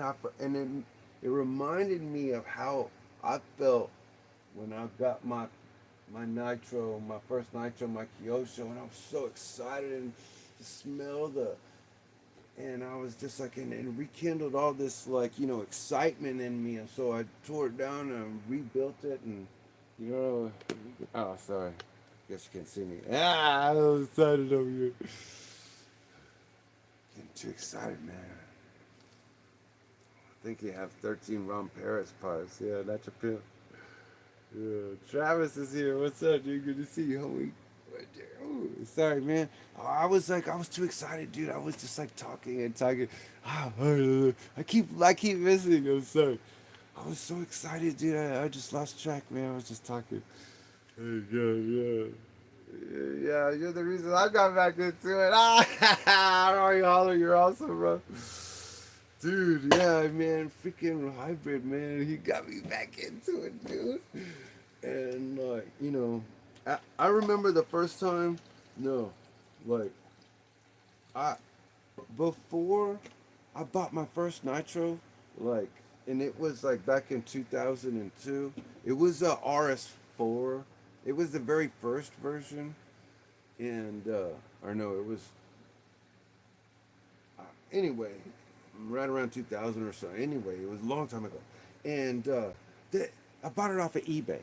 I had just gotten the internet, and like I didn't know anything, and so I went on eBay and I bought one of those little nitro cards because I never had one, and it seemed like a good deal. It was like 50, $60 or something or whatever it was. And so anyway, I got it. I brought it home. Like they delivered it to the house. I bought it on eBay, and I tried to start it, and like it was like leaking oil from like the back of the engine. like back here, just pouring out. I managed to get it started, um, and it was just pouring. I didn't know anything about it, and so, uh, you know, I gave it away, and I gave it to my brother because I didn't know anything about it, and and then a couple years went by, and then that's when I went to Fry's, and the dudes were doing the Nitro cars in the parking lot, and they had the Offna DM1, and they had the Kyosho GT car, and the GT car, the Kyosho GT car, was getting dominated by the Offna DM1, and the Offna DM1 cars, they were running these like Mugen engines or whatever, these Ninja engines, and they were like, oh, yeah, yeah, yeah, the DM1 with the Ninja engine, dude. I mean, it was obvious. Like, those cars could just handle the track so much better than the Kyoshos, you know? Anyway, like, I couldn't remember Offna DM1 or whatever. And I asked them, I said, well, what car is that? And they were like, yeah, good luck getting one. And they were like, just get the other car. And so I was like, okay, cool. JP, what's up, dude? Good to see you, homie. I was just talking about you earlier, man. Giving you a shout out for hooking me up with the Offner buggy. This isn't it. That's not the Offner buggy. But I'm just saying, it's just a illustrative purposes. I gotta go get some more. I gotta go get some more Coke for my rum. Man, I'm getting too excited. I was just talking and talking. Hey, I appreciate you guys hanging out with me, man. Hold on. I'll be right back. Northeast Maz. The green head Pico with the big head. Man, this is so cool. I didn't do a live stream yesterday and I wanted to. Man, hold on. I'll be right back.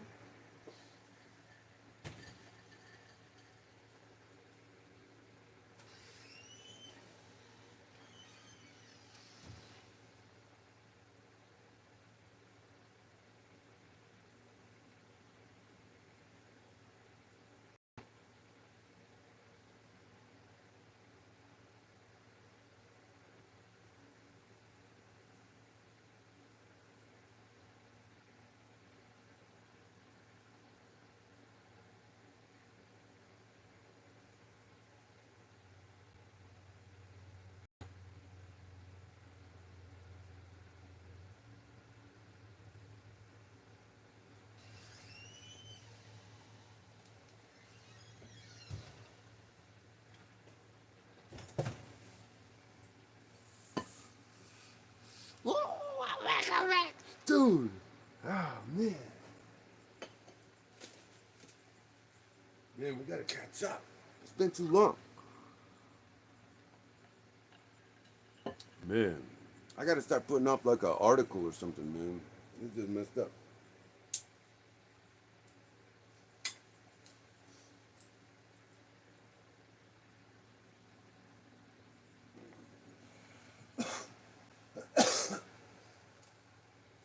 I was talking. I was talking to a hybrid about writing a magazine.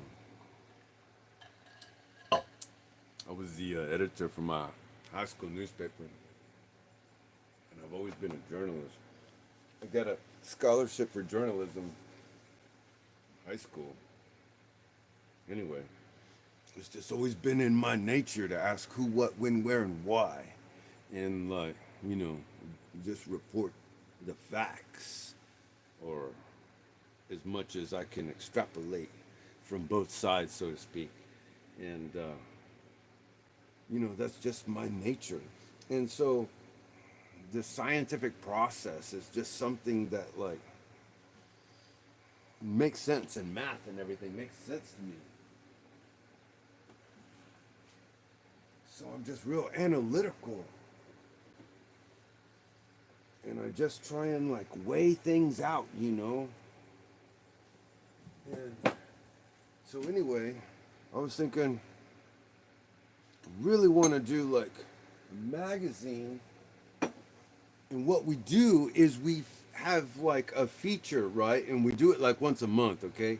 And like we talk about like everybody who's like, say, in the Nitro Gang, who's like, what's been active in the Nitro Gang for the past month or whatever it is, so that way, if somebody missed it, we can get caught up. You know what I'm saying? So that way, like if Rob Breesmo drops a video and he's talking about his fifth scale and this happened or whatever, you know what I'm saying? Or whatever it is, you know what I'm saying? Or like somebody gets a new RC or has a problem or whatever, and this and that, or like just the whole process of maybe it's the new products that are coming out, you know what I'm saying? Maybe Reds is promoting. Kyosho's coming out with a new MP11. You know what I'm saying? We need to talk about that. Bob's RC already pre-ordered one. You know what I'm saying? We need to talk about all this stuff. I mean, this is pertinent, so that way we can stay on top of them and be like, okay, let's, what engine are you running? How's the performance? How does it compare to the MP9 or whatever? You know what I'm saying?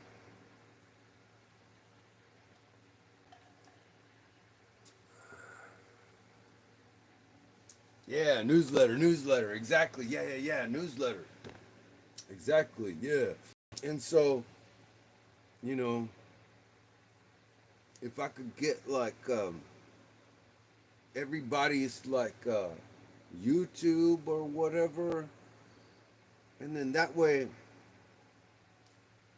when they post new videos, we'll see exactly what they're up to. Like Higher Velocity, he's constantly doing streams and like updating everybody on everything that's going on, so we know what he's doing, and it's easy to keep track. But a lot of these other guys, like Northeast Mods or whoever else, you know what I'm saying? They're not dropping videos as often and this and that or whatever, or Derek's Garage and this and that. Like, I mean, these interesting channels, where they're doing engineering there, or maybe it's Evolve RC, with this fifth scale Elon and all. I mean, just crazy sick stuff, man. I mean, we need to get caught up, and even just like the latest and greatest like news that's been going on. Like, let's talk about Three Eye Atlas and Oumuamua. Like it's the third interstellar object, and this dude Avi Loeb is theorizing. He's the Harvard astrophysicist professor. Talking about, oh well, like it could be some interstellar object. JP says, "Yeah, man, I need one of them newsletters. Yeah, that'd be great, dude. I was just thinking about that. Like, you know, the problem is just like, I only type like at 32 words a minute, you know, and so when I write, I have this real bad like thing where like if I misspell something, I have to go back and fix it. You know what I'm saying? As opposed to just going through the whole thing and just typing as fast as I can and leaving all the mistakes and then going back and fixing it with the spell check. You know what I'm saying? I have to go back and all this stuff, and it drags everything on, man. Because I've got this OCD kind of thing. It's weird. Anyway, if I could get over that and like, start writing these like columns and like, start interviewing people. That's what I want to do. I want to start talking to people and be like, okay, these mods, what are you running? You know what I'm saying? What is your chassis? What is your engine? What is your setup? Your pinning, your ratio, whatever. Like Chino Steve, what did you run? I think he ran in the Neo. You know what I'm saying? I think he ran like a R9R with a 42 spur and 16 tooth pinion. You know what I'm saying? Let's talk about the tires. Let's talk about bearings. Let's talk about your squish band. Let's talk about your fuel. Let's talk about your exhaust. I mean, there's all these things we need to talk about because like this dude hit 69 miles an hour, and there's other people who are like, wow, how did he do that? I mean, like with the RTR buggy, with the Neo, with the RTR. And I mean, it's capable, we need to cover this. There needs to be an article, all these things outlined, you know what I'm saying? 1, 2, 3, 4, 5, 6, 7, 8, 9, 10. This is the diameter. It shows all the math, you know what I'm saying? Like, this is all the theoretical stuff and this and that, you know what I'm saying? I mean, this is how I am. I'm like real analytical, and I just want to, outline it and do it all. It's just, it's all up here, and it's hard to like put into paper. I'm just trying to get like y'all's perspective, and would y'all be interested in that? I think it's really important. Let's talk about that bottle of rum right there. It's full. Ah, sorry. That bottle of rum right there is full because it's brand new. I just got it. It's less than an hour old. That's why. Don't worry about that. Yeah. This is good stuff, man. I'm covering good stuff, man. I've been wanting to talk about this for a long time, man. I mean, a lot of stuff on my chest. Like, a lot of stuff to cover, you know? Like, three eye atlas and a mua mua. Have y'all heard about that thing? Like, that dude, Avi Loeb, thinks it could be some kind of, like, theoretically, I mean, he doesn't honestly think that. I mean, is the best, you know, speculation, you know, majority of his thoughts are leaning towards no, it's just a natural object or whatever, but at the same time, it could not be. You know what I'm saying? Because of all of, you know, its trajectory through the solar system and its timing and all this and that. I mean, dude, it's a spaceship disguised as a rock. Exactly. And you know what? That's exactly what I was thinking. Is because, like, just like that movie Starship Troopers. I don't know if y'all ever saw that movie. That movie Starship Troopers. There was, like, this fictional movie where this like insects from this planet called Clandathu. There was these gigantic insects, and they were shooting this like turds out of their butt, and they turned into asteroids, and they would hurl them towards the Earth, and they were trying to take out the Earth, and that's what it seems like to me because the Muamua came by, and now this one, Three Eye Atlas, and it seems like it was just a narrow miss. You know what I'm saying? I mean, three times or two or three times, like for the first time ever in history. Like, I mean, that just doesn't happen. You know what I'm saying? And now they're getting closer and closer. The next time they're gonna hit us. You know what I'm saying? I mean, we're so freaking stupid. I'm sorry, I'm getting mad. Aha. Yeah, Starship Troopers. Yeah, dude, Starship Troopers. I know. And that one girl, she was like, "It's okay because I got to have you." Right before she died, the one with the curls. I was like, "Oh no!" The girlfriend that he always liked, the one. Oh god, that movie was great, dude. When I first got my very first DVD, it was like 1998, 99, something like that. I got my first DVD player, or maybe it was a laser disc player. No, I think it I think it was a DVD player. Yeah, it was a DVD player because I didn't get a Laserdisc player till later. Anyway, that was my first movie I got. The little movie, Starship Troopers, dude. And then I got Gladiator, dude. Those were the two first movies I got on DVD, and I started building a collection, you know. This was back in the day when you would get DVDs. They don't do that anymore, but I still have so many. The whole shed out there is full of them. And I left half of them at the apartment complex when I left. Man, I had so many DVDs. I loved it, dude. Crazy, dude. It's crazy. How time flies by so fast. The first one was good. The sequel sucked. I didn't watch the sequel, dude. Yeah, the first one's always good. The second one, just like Predator. You know what I'm saying? The first one, oh my God, the first Predator was good. Was there a second one? Probably. But, you know, did it suck? I bet it did if there was a second one, you know. It wasn't worth watching, you know what I'm saying? Like,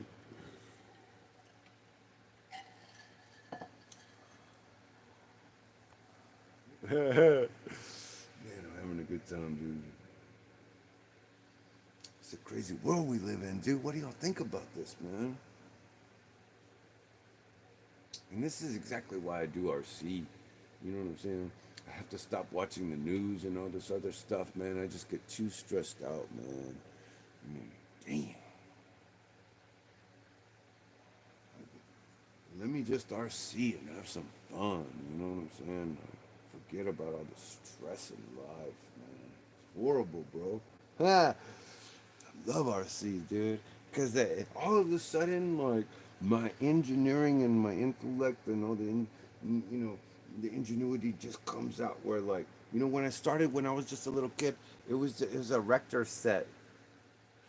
And, like, I had, like, an erector set, and I would, like, turn the wrench. Oh, these bugs on me, man. I hate that. I had an erector set when I was a kid, dude. And like the erector set, it came with like a little wrench or whatever and a screwdriver. And like I think I was 8 years old, man. And like all of a sudden, like you know what I'm saying?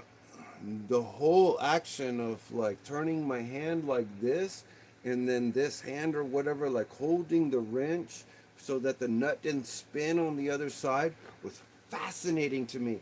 And the screw, how it had these cuts that went like this that enabled it to move forward like that was absolutely fascinating to me. And I love to just turn it and watch it, you know what I'm saying?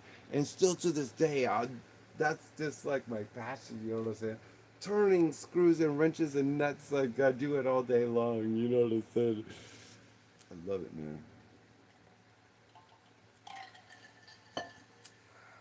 BBT, BBT, BBT. Yeah. So, anyway, man, I wish we could have like a discussion where like I could actually hear y'all's voices, where we could all like chime in and have like your opinions and stuff on this 3-eye atlas and stuff like a more. Yeah, mechanical, bro. Yeah, exactly. Mechanical, bro. I know, dude. Mechanical, exactly, dude. And just mechanically driven, you know? Like, I remember when I was a kid, like, I took everything apart. It didn't matter what it was. And, like, my parents, yeah, my parents would get so mad. Because, like, it, as soon as, like, something would break, I would just take it apart. And I would try and figure out what was wrong with it, you know? Even though I didn't know anything about it. And I took apart TVs and I mean everything, dude. It didn't matter what it was, dude. Everything. Garage door opener and everything. My go-kart engine, I mean, you name it, dude. It did not matter. I had like access to tools and stuff, and I just took everything apart. Like, and sometimes it wasn't even broken, and I took it apart because I was just fascinated how it worked. Like my clock on the side of the bed, like I had to take it apart. Everything, dude. I was just fascinated, you know.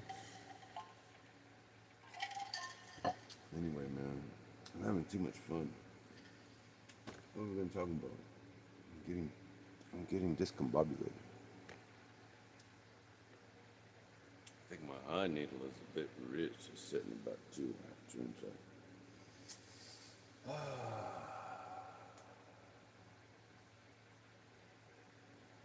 Do y'all know about hydrogen? Let's talk about hydrogen. Y'all know about hydrogen?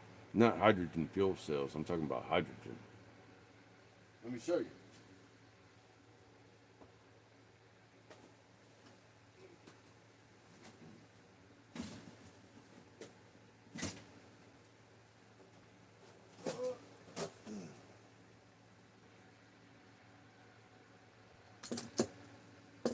Check this out. Look at this.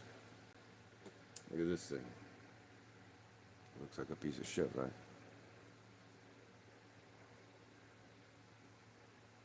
Check this thing out, man. Look, there's like a nut and a screw here, another one over here, and then there's a clear piece here, and then some openings here. What do y'all think this is? And then there's this like little mounting strip thing here.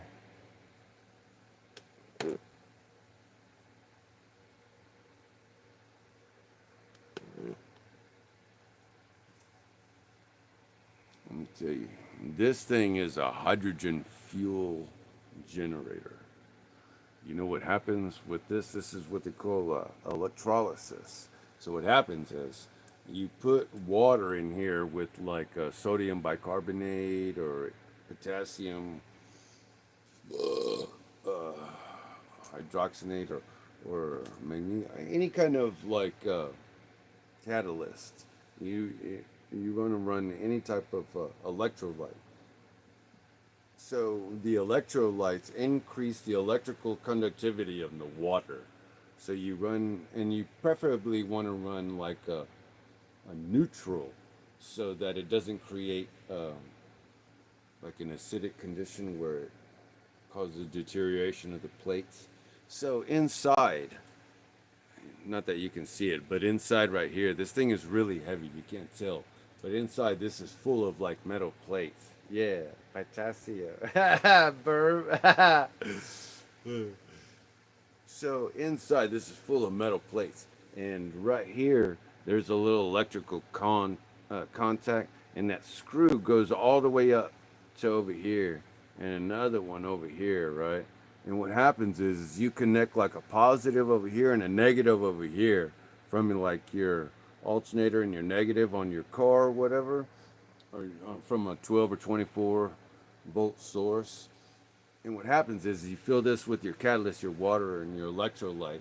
And what happens is it's through electrolysis, through electricity being sent through the water, because the water will come down in here and the water will separate into its atomic molecules. So you have hydrogen and oxygen. They call it H2O.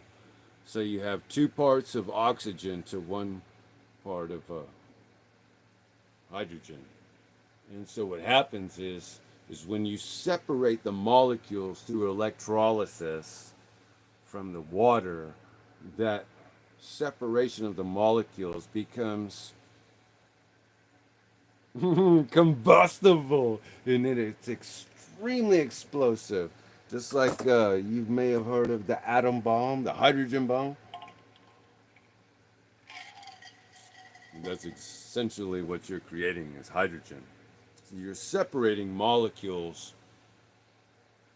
of hydrogen and oxygen from the water.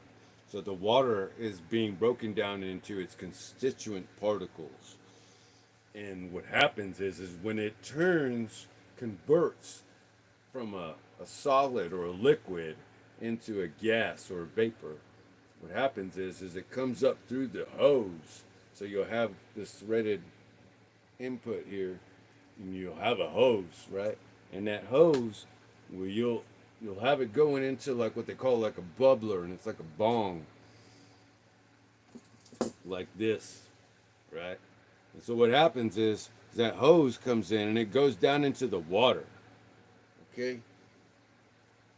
That hose will come down into the water, but you have a lot more water and it's a bigger container. In any event, what happens is that hydrogen gas will come through and then it'll start bubbling out right here, and then it'll come to the top of the container and you'll have another opening here, and then this is pure gas, and that pure gas will be plugged into your carburetor or your engine that you want to run, and then that's how you power your engine or whatever off of hydrogen instead of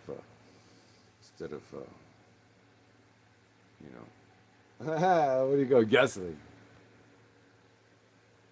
The fuel is the fruit fluid, and we're supposed to eat the water. The water is less hydrogen. We need H3O, hydrogen that gets hydrated, not water. Yeah.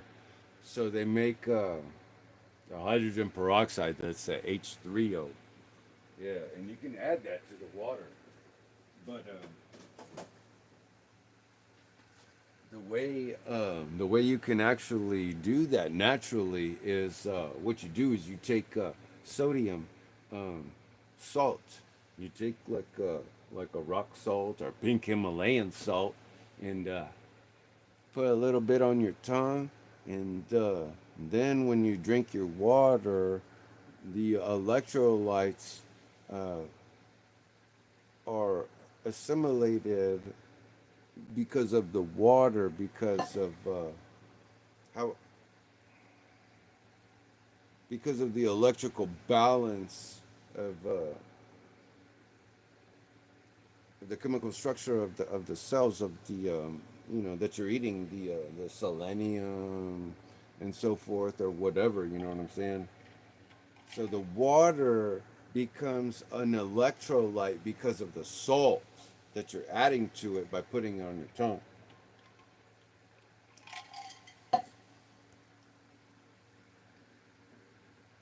Anyway, yeah, so that's the best way to get hydrated. I went off on a rant. Talking too much, man.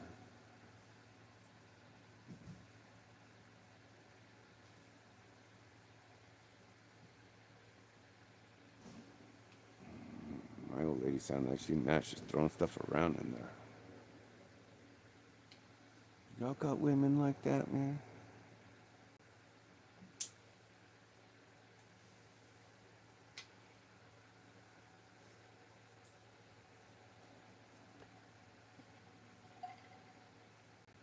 Man, I just fixed it. Yeah, amen. What? Amen, brother. I don't mean to get too deep and analytical. Just the way my brain works. It's like when I was a little kid, I used to love reading those choose your own adventure books. Did y'all ever read those things, man? They were like the little softback books, and like there was like 3 or 4 different outcomes that could happen, you know, if you like so it was a theoretical fictional little book, and it would talk about this little kid, and you know he would come to a scenario crossroads, and he would ask you, so do you think little Johnny did this, or do you think he did that? And well, if you think he did this, then go to this page, and if you think he did that, then go to that page.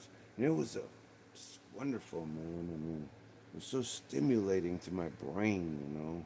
And that's just kind of like how math and stuff is.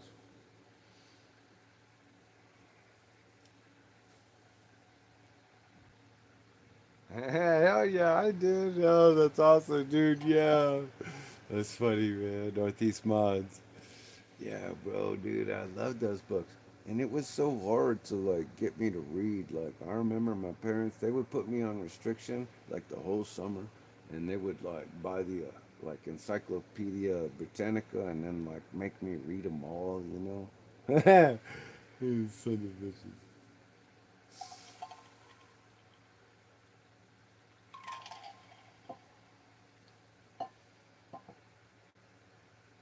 Anyway, man, I don't want to keep you guys all night, man. I'm gonna have to let you guys go. I don't know what I'm gonna do. I'm really confused, man, because I was like, you know, this was like really my favorite car, the Mugen MTX4R. Let me show you. It's hard for me to pay attention because what happens is it's like, yeah, thank you, JP, for sending me the off now. I was just telling the guys earlier, like I was, it's gonna be my first off now ever, and I was contemplating putting a 2-speed on it and stuff. But anyway, we'll see what happens, bro. We'll see what happens. So the problem is like, you know, I want to retire the 8 scale cars because the 8 scale cars, they suck up so much gas. So I want to go like with 10 scale cars, like this, you know. Oh shit. This is a little 10 scale car. Look how small it is, dude. It's like you can fit it in a shoebox. So anyway, I wanted to go with that just because they're just more fuel efficient, you know. Um, you end up retiring all the 8 scale cars. Ah, I'm glad you got it. Thank you, brother. I appreciate that. I used to order prints for things from comic books. That's where I built my hydroplane. Oh wow! Yeah, man. So back in the day, exactly. So you know what I'm talking about, man. Back in the day, you could order stuff like from the back of like magazines and stuff, dude. I mean, everything's so different now, you know. And it was honestly, it was a lot better back then, you know, because this instant gratification thing ruined everything. And like, I think it was the microwave. I'm blaming it on the microwave. And I mean, Traxxas, they capitalized on it. It's not their fault. I mean, they were obviously a good, smart company to capitalize on the RTR market. But that's partially why Nitro is dead and dying. because of the RTR market and the instant gratification. Nobody wants to go through the trouble of putting together 500 little pieces to build a race kit like this that's not going to survive on the street one run like 30 minutes in or whatever, you know what I'm saying? When you can buy like a RTR kit with sealed diffs and everything and just put a new battery and that shit's gonna run over and over and over and over for years or whatever, you know what I'm saying? Like, anyway, that's my take on it, man. You know, I'm really upset about it. You know, I was like a diehard, like Associated fan, like from 19, what was that, 84, 85. Ever since then, you know, I mean, I had to wait a year after it was 1987, 88 or something before I got my first RC10. I want to build it. Says just Joe. Hell yeah. I know, man. But, you know, those of you like Just Joe and me and the rest of us, like the Nitro Gang, you know, we're few and far between, you know. We we thrive on like, you know, buying badass wrenches and tools and you know what I'm saying? Like I mean, just all of it, dude. I love buying tools. Tools are my thing. I can't tell you how many like different sets of tools I have, you know.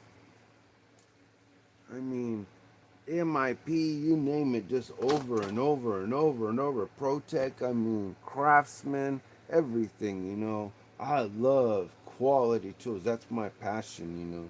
I just buy multiple sets. I mean, I, just like I said when I was a kid, yeah. Yeah, it's funny. People will build a Warhammer, but not RCs. Exactly, bro. I mean,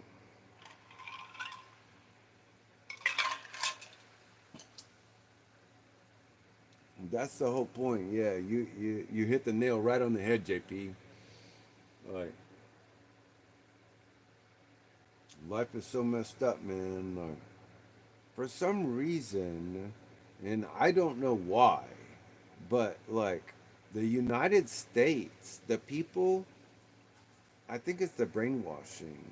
They say like, "Oh, well, we're superior," and like, you know, nobody else is as good as us, and you know, we're better than you, and this and that or whatever. You know what I'm saying? There's this kind of like superiority kind of complex that the United States kind of like brainwashes their people with, and they think like, oh, you know, I'm better than the Russians, and I'm better than, and there's this like, they called it like a Cold War or whatever, and like, you know, still to this day, we're,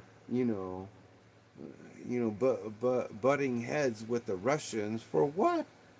You know, I mean, like, nobody can figure it out. You know, it's like, what the hell? It's like these retards who are in charge are what the what the hell is wrong with them? You know, the rest of us don't feel that way. All the rest of us, you know what I'm saying? Like the normal population, we don't feel like superior to the Russians or the Mexicans or the Chinese or whoever it is. You know what I'm saying? I mean,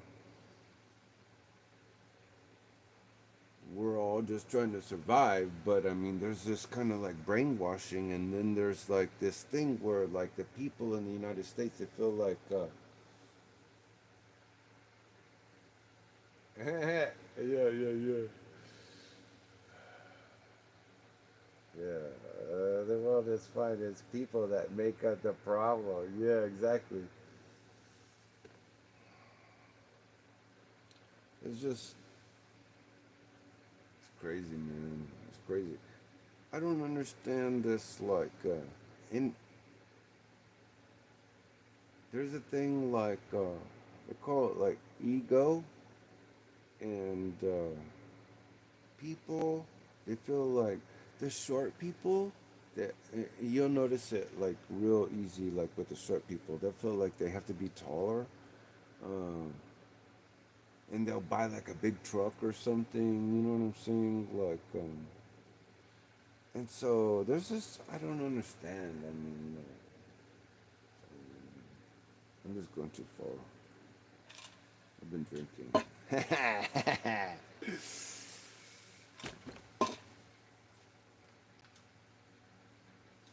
Anyway, the point I was trying to make was like, as Americans, like, we're not superior to like the Russians or the Chinese or whoever. I mean, we're all just people. We're all just trying to survive, and you know, thank God, like, we're so blessed and that we can play with the little cars and have a hobby and do our thing and live stream or whatever else. You know what I'm saying? Off that guy, we appreciate the love. Yeah, thank you, brother. Yeah, it's about time I sign off, man. It's getting late, gentlemen. Appreciate you guys hanging out with me, man, and listening to my rant. And just know that I'm constantly thinking about you guys, and that just because I don't put out videos or live streams or all this stuff all the time doesn't mean I'm not thinking about you guys. I'm thinking about constantly, you know, 24/7. I wish I could be doing a live stream 24/7. If you want, I could do it, and we'll see where that takes us. But it's not going to be all about our. It's going to be about my life, and you know, that's just the way it is. But you know. Is it going to be the next Truman Show? I don't know. But that's just life, man. You know, I don't want to. I don't want to kid anybody. It's just what it is. It is what it is. Anyway, gentlemen, appreciate all you guys hanging out with me, man. And we'll see you on the next one. Yeah, thank you, hybrid. You're a good man, brother. Appreciate you getting me back into the hobby, brother. You're a good man.